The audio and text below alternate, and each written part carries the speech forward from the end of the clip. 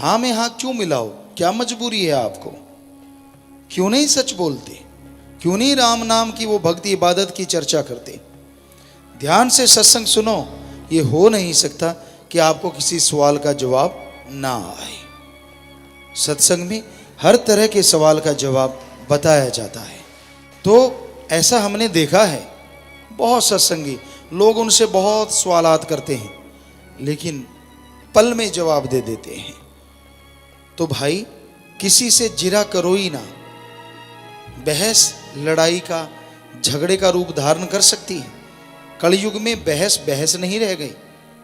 लोग हाइपर हो जाते हैं, गुस्सैल हो जाते हैं, झगड़े शुरू हो जाते हैं। इसलिए राड़ से बाढ़ अच्छी, एक कहावत है कि झगड़ा हो उससे तो दूरी अच्छी।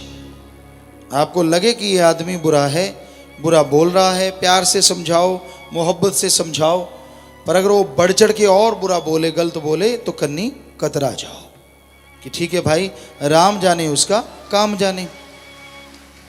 क्योंकि आज कलयुग में लोग गुस्से के भरे पड़े हैं। पहले कहावत थी गुस्सा नाक पे रहता है, अब तो 2 अंगुल नीचे उतर आया है, सीधा मुंह पे ही रहता है।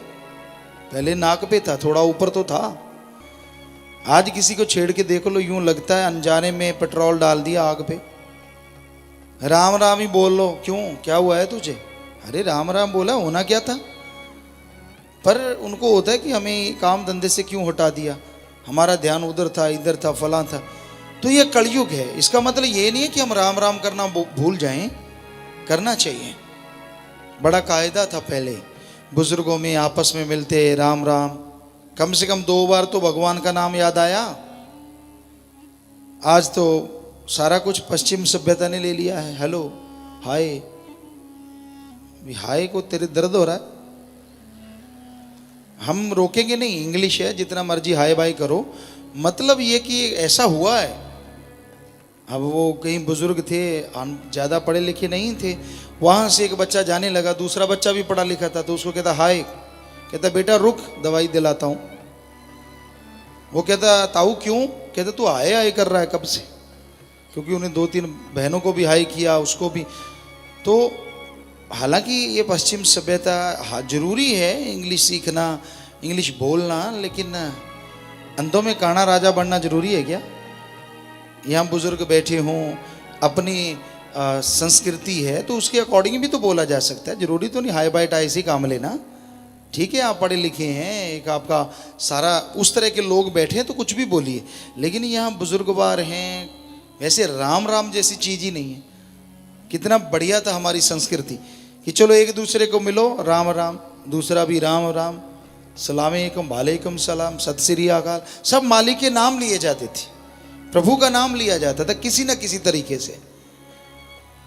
तो ये तो शब्द ही लुप्त होते जा रहे हैं। क्या आपने देखा है किसी को राम राम? शायद ही कोई करता हूं, बहुत कम लोग हैं इन चीज़ों को जो अपनाए हुए हैं, ज़्यादातर छोड़ चुके हैं, क्योंकि लोग सोचते हैं कि ये तो पिछड़ी हुई सभ्यता है। तो इंग्लिश कोई बुरी नहीं है, उसको कायदे से बोलो, ढंग से बोलो, सही तरीके से बोलो। तो भाई हम भाषा के किसी के विरुद्ध नहीं, पर अखड़ता जो भाषा में आती जा रही है, कड़वड़ाहट हर भाषा में है। किसी भी भाषा को देख लो, सारी भाषाएं मीठी भी बहुत हैं और इनको बिगाड़ भी बहुत रखा है।